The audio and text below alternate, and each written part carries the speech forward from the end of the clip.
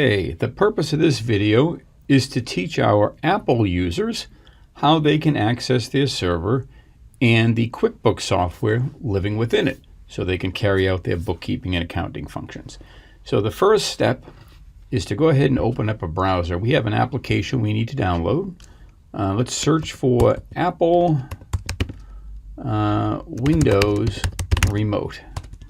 That ought to get it. And that brings up the first one, Microsoft Remote Desktop for Apple. We'll choose Get and Install. And you'll be asked for your Apple ID and password.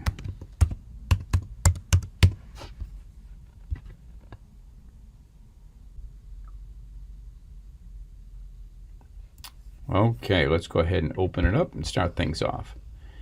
In the future, that will be down here in your Launchpad.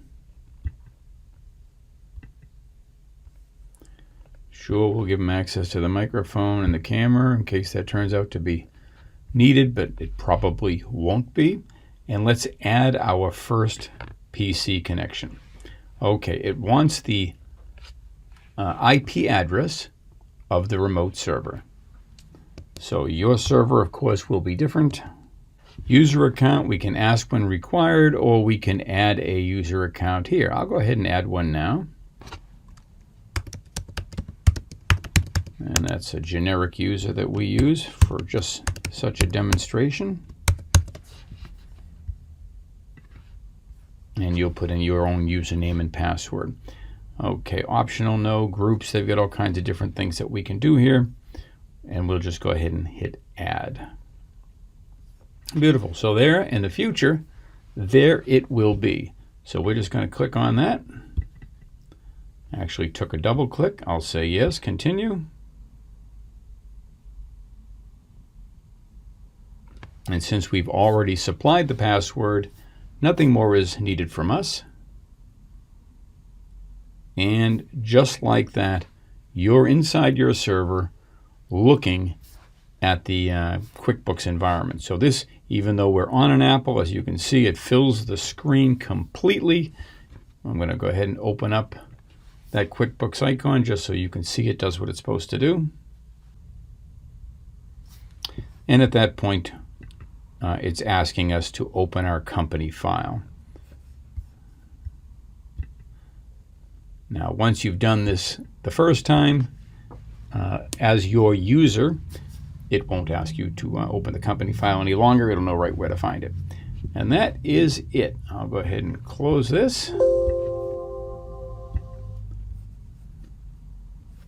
And you're back to Windows. Now you'll notice if I move my mouse to the top of the screen, I get a little drop-down menu. And that gives me some options, which includes the ability to close this altogether.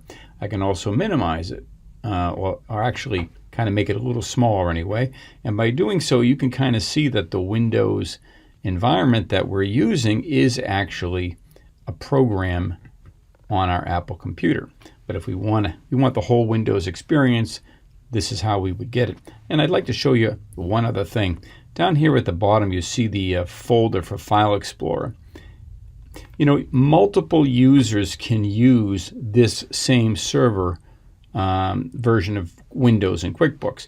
Right now, if I hover over the user, you'll notice it says ServerMatter because that's how I'm logged in. But if I were a user called Lisa or Catherine or some other user, this would be their desktop. And if they had icons on the desktop, it would be unique to their experience. One of the things that you can do is share between users. So there's a common location called ServerMatter that gives you access to the files and folders within your company. Now, everybody does not have rights to all of these things. So there will be some of these folders that will not open.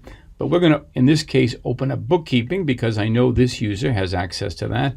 And you can see there's some files and folders. Well, maybe I wanted to store tax documents or something else, and I wanted the user called Lisa to access these same documents when she's logged in.